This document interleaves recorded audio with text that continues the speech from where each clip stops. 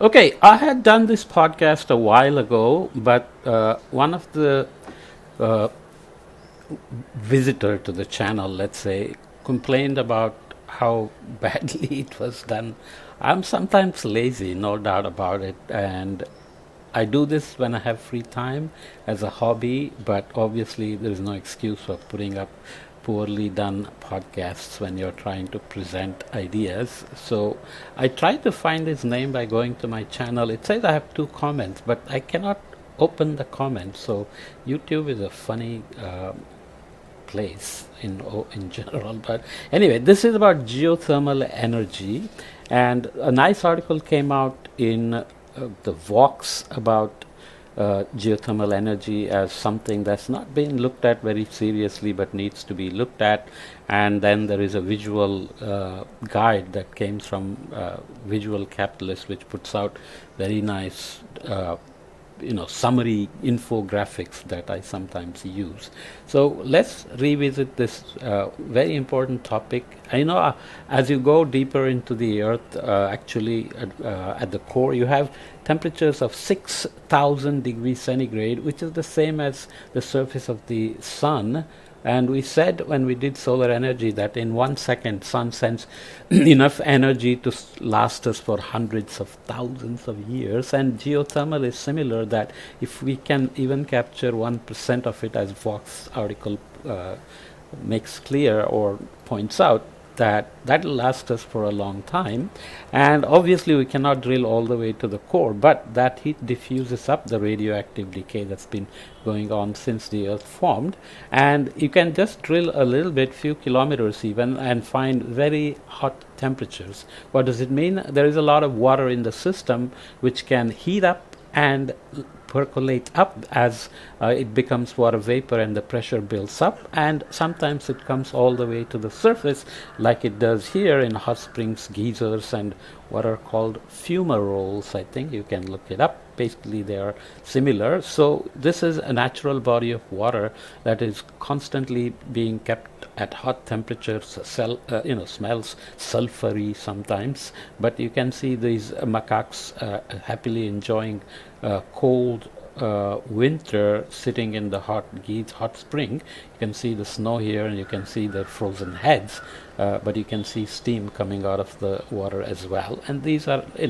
very famous from Iceland, from Alaska, from Japan, and so on. In fact, Iceland has so much of this geothermal energy that it runs utility scale power supply out of geothermal power plants. Okay, this is one famous example, the Yellowstone National Park, where the Old Faithful, bellows, spews out hot water every 57 minutes or so. So people line up to watch it, and I've been there. It's a fantastic sight. Again, it's a process that's going on inside that builds up pressure and vomits this hot water and a mix of lots of crushed rocks and other things out of the earth. So can we use this in any way? So this is from the Vox article. I hope I have cited it somewhere. Yeah, here it is. Okay, the DOI is there. So here we are looking at resource potential going in this direction, and you can see it jumps up here. So we will see what they are. And resource risk also goes up a little bit, and you can see where we are in the current and what is identified, what may be unidentified, in field, near field, and deep enhanced geothermal system. Okay, what are we looking at? In the conventional system, basically you have a heat pump that is running. Geothermal is being used near the surface as a heat pump, where you pump in cold water and run it through some pipe system, where you have some idea of how warm the temperatures are as you go deeper, and near surface there are places where you get plenty of hot temperatures close enough to the surface. Then you can bring up that hot water and you can use it for various purposes, and we'll see what those purposes are for these different methods in a minute. And then you have so that's the geothermal heat pump, or GHP, that's shown here.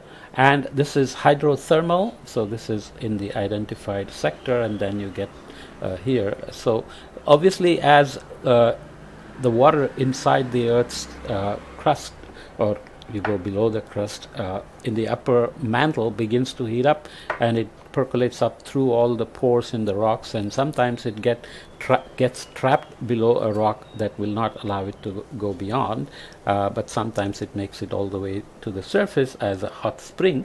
Obviously, you can use that for some purposes, so those are hydrothermal vents, but you can also do active extractions. For example, if you know that there is a pool of hot water just sitting there, then you can use what are called binary or flash power plants, and you can actually inject cooler waters down, let it heat up and then take it back out, and then you can do flash or binary power plant. What does that mean?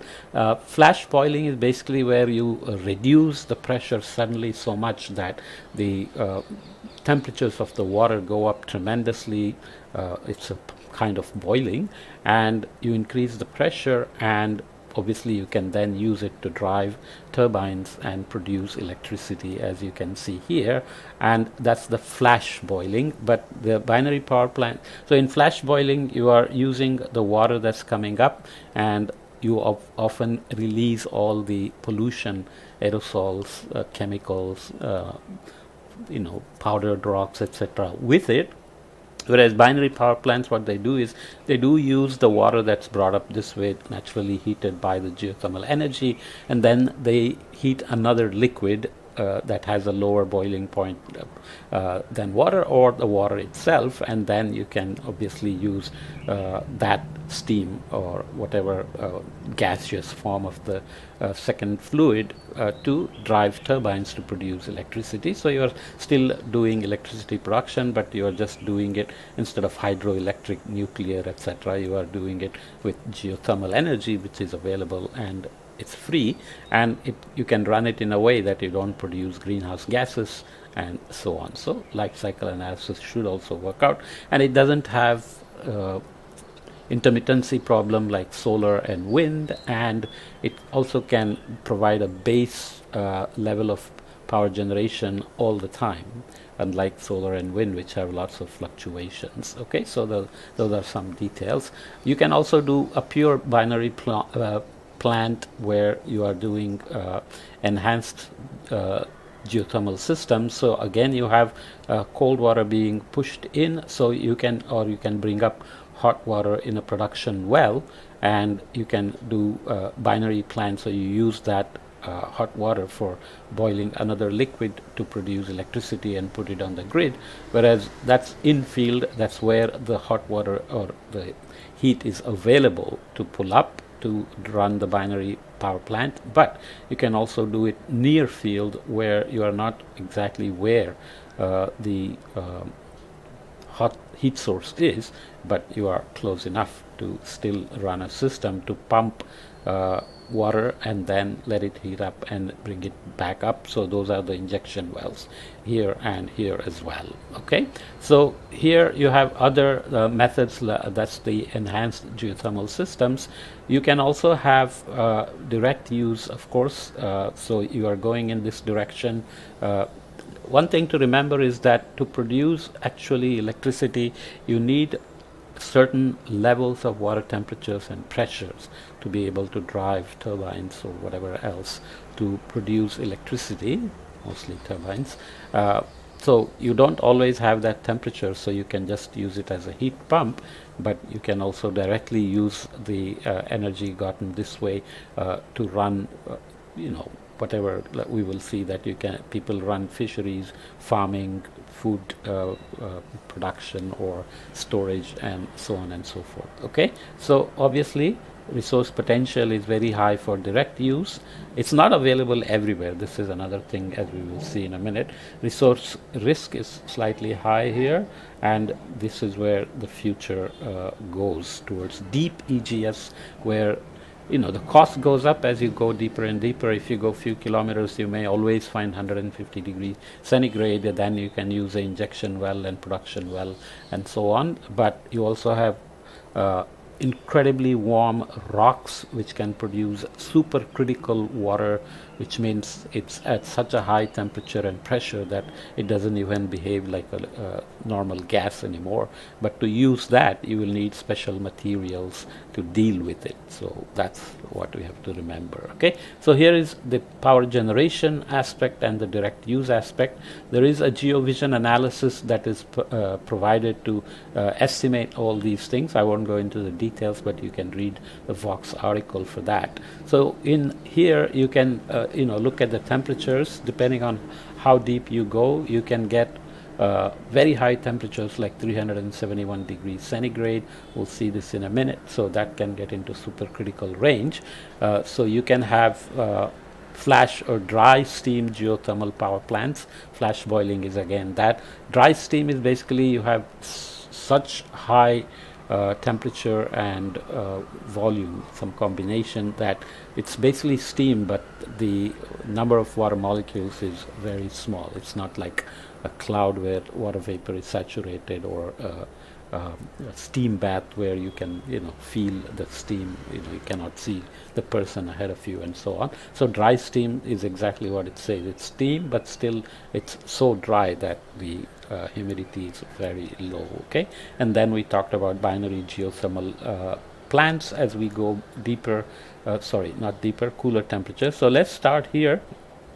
10 degrees C, 38 degrees C, you can do geothermal pumps, building, heating and cooling, direct use that we talked about, and you have fabric dyeing and pulp and paper processing and lumber drying over these ranges of temperatures, concrete block drying, fish farming, greenhousing where you grow vegetables, flowers, etc. Food processing in this range, so those are still direct uses.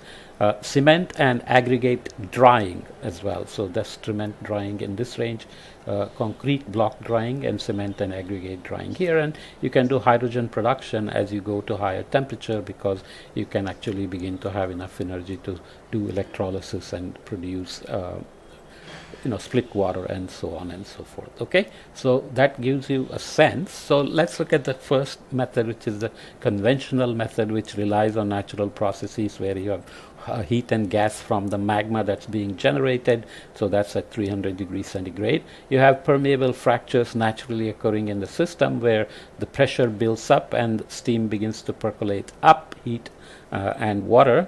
So you can see the thermal feature here and thermal isotherms, sorry, and you can see the depths here, 1 kilometer or 3,300 feet.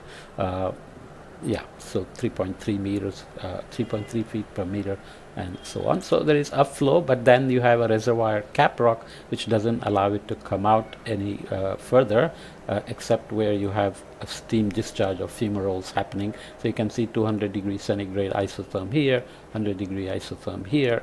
So you can do geological estimates of these with the GV analysis that talked about here, geovision analysis, and you can obviously have a production well where you directly tap into the hot water through the reservoir cap rock and then run your systems as we talked about. Or you can also run a power plant where you are actually having an injection well to get energy out, heat out, and run power production. Okay, you of course have hot springs where you are bathing, monkeys are bathing, or you are people cook in these hot springs. You can see examples of people cooking rice, boiling eggs, and so on and so forth. So geothermal power generation then, as we said, directly using geothermal in this way is limited geographically because it's in very few places, and there are plants that are using it already. So this is currently installed or under development in yellow. So you can see Oregon, California, Nevada, Idaho, Utah, Colorado, New Mexico, Arizona, Alaska is famous for its hot springs as well. So I won't read the details, but basically this is looking at geothermal energy being produced at the levels, so capacities in megawatts. You can see the numbers there. Okay, so main point is they are geographically limited. So what are the top 10 geothermal countries with installed capacities as of 2019? This is from 2016, by the way, doesn't matter. United States is very high. United States is blessed with oil, gas and geothermal, right? Indonesia, not so bad. Philippines, but you can see the drop. This is almost 50% of that. Turkey, New Zealand and Iceland shows up here, but it's a very small country with barely 300,000 people, I think, maybe even 250,000 or so. So this is called the 1 gigawatt country club here above New Zealand. So wherever you have plate tectonic activities and other things, you may have natural source of geothermal energy. So you have to see whether that comes with risks of earthquakes as well, because there is a lot of debate about the potential for micro earthquakes or earthquakes, and of course groundwater contamination and so on, when you have active injection wells that are doing fracking type of things. You remember in fracking there we are injecting water to push out shale and other things that are trapped in places that you cannot naturally drill into, and that does cause micro earthquakes, and there is a lot of debate about whether fracking is good or bad, and presidential candidates can lose if they ban fracking and so on. And it is argued that this is much safer, and this is not bringing out any fossil fuel, and this is not emitting CO2 and so on. Okay, so the second one is called enhanced geothermal system, as we talked about. So just to look at a few more details, you have an injection well where fluids are injected into the earth for continuous energy recovery. So there is a base flow of energy. Injection creates fractures resulting in an EGS reservoir, and then heated fluid produced is brought back to the surface as a product into the production well, and then of course heated fluids are recovered at the surface for energy production.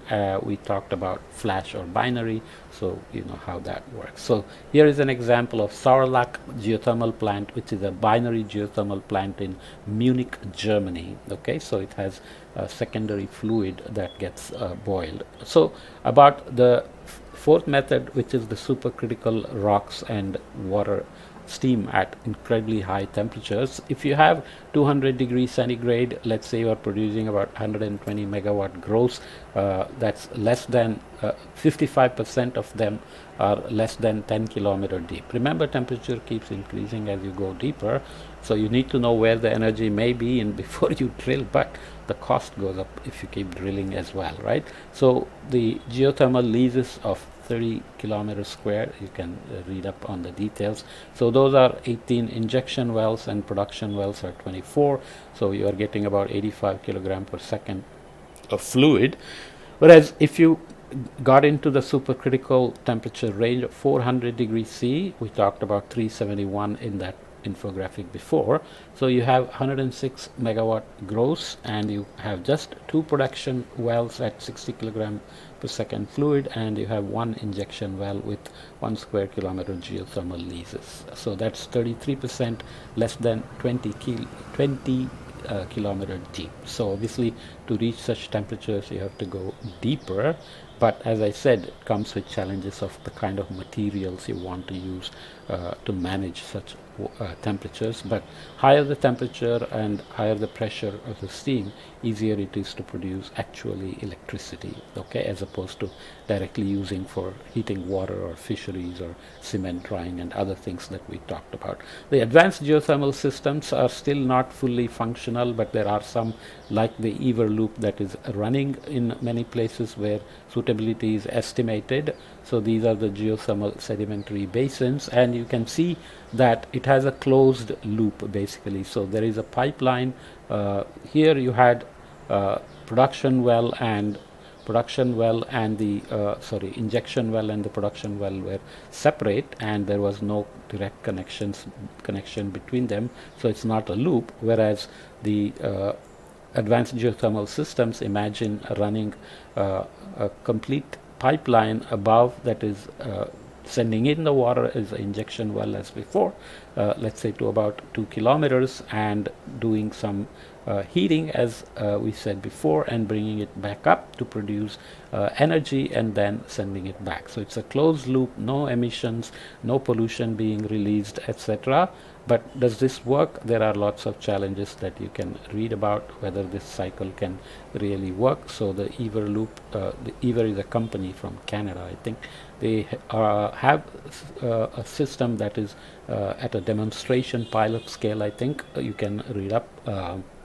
But they are gung-ho about this method, and they think it will be in place fairly soon.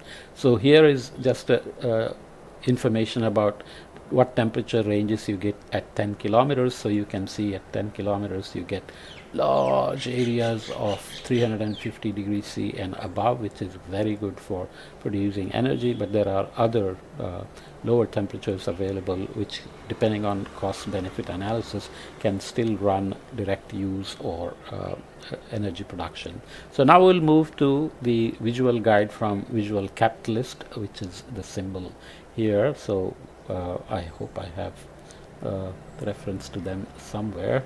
Sorry for using your infographic without a link, guys, but you can Google this under Visual Capitalist, you will get. Okay, so how it works, we already talked about. Reservoirs of hot water can be found deep within the Earth's surface. When accessed via a well, this water rises under its own pressure, so you don't need anything, you just need to put a pipe inside. In hot springs, obviously it has found a way to percolate up by itself. So pressure decreases as hot water reaches the surface, causing it to turn into steam. That's the flashing. And steam is then used to run turbines to produce energy, to run generators or put it onto the grid. So these are the generators. Steam is used to spin a turbine which is connected to the generator, and then excess steam is condensed back into water as it passed through the cooling tower, and then you can put it back into the ground, knowing where you are putting it. So water is pumped back into the earth to restart the process, so that you have sustaining the process. So here is the mantle, and you know where the energy is coming up. Where is it being used? At the end of 2021, global geothermal power generation amounted to 16 gigawatts. Only a handful of countries have surpassed 1 gigawatt milestone. As we said, there is a gigawatt club that includes just a handful of countries. So let's see. US is again the biggest one with installed capacity in 2021 at 3.7, but as we discussed before, and as the Vox article makes clear, this is not getting much attention because there are all these other sources that are already well established in terms of infrastructure, and easily, you know, if you drill oil in one place, you can move it anywhere with tankers and ships and so on. But geothermal has to be used locally, even though you produce energy and you can transmit energy, but that's not as efficient as shipping oil and gas, right? So Indonesia, Philippines, so many of these countries lie along the Pacific Ring of Fire, an area where the majority of the Earth's volcanic activity occurs. So you need energy from the core to find its way up, and that happens where you have lots of tectonic activities which typically are associated with volcanic activity as well, right? So Turkey, New Zealand, Mexico, Italy, Kenya, Iceland, Japan, and the rest of the world, as we mentioned already. So this is the ring of fire lines, the edge of the Pacific Ocean. As you know, Japan is always living under the threat of tsunamis, earthquakes and tsunamis, and Fukushima spooked them out. But geothermal is something they are producing, not at a very large scale, but they also have much smaller land as a whole compared to someone like US or Indonesia. Okay, Indonesia is spread over here with some 23,000 islands and so on. So there are other details, comparisons to other types of clean energy. Geothermal energy accounts for just 0.5% of the world's total renewable energy capacity as of now, at 3,000 gigawatts. Installed capacity, total percentage of the total hydro dominates. You have solar and wind, but these are growing very fast, and these are facing problems because shifts in rainfall is going to create problems for many. Three Gorges Dam, which is the most massive structure in the world, still relies on hydro, but you know that you don't know how rainfall will shift. So 5% is other, 0.5% is geothermal. Benefits and disadvantages: this is always available, unlike intermittent sources. Solar and wind has a smaller footprint, so 88% less space than a solar farm to produce 1 gigawatt of electricity. Higher upfront costs and locations are restricted because there are very few places where geothermal is easily available. Geothermal is a unique and reliable source of clean energy, but adoption will remain limited until more cost-effective methods are developed. Okay, here is the levelized cost of electricity for dollars per megawatt hour. Super hot EGS, which we talked about, supercritical, still not fully functional, can be cheap. Onshore winds at $56 per megawatt hour. Enhanced geothermal systems today at 80, but yeah, I think this is the potential to bring it back down to 80. And solar PV available, so this is, let's say, just the range from 80 to 120. Solar PV available weight 85, whatever it is, just compare the numbers. Advanced nuclear at 96, natural combined cycle, so this is 99. Basically we are saying geothermal can be cheap and it is limited in space, so that has to be kept in mind. But also people get freaked out by nuclear. Not everybody wants a nuclear plant in their backyard. Okay, so I have redone it. The person who pointed out the issues or expressed unhappiness, I hope he finds this again and watches it and gives me a thumbs up. Okay, so always good to keep up the quality, which I do, but always good to hear from readers who may be better experts than I am, because I'm covering a lot of topics just to give you information. I'm not an expert on many of these things, but I do homework and report them as well as I can, let's say, but sometimes I end up being lazy. Okay, see you in the next topic.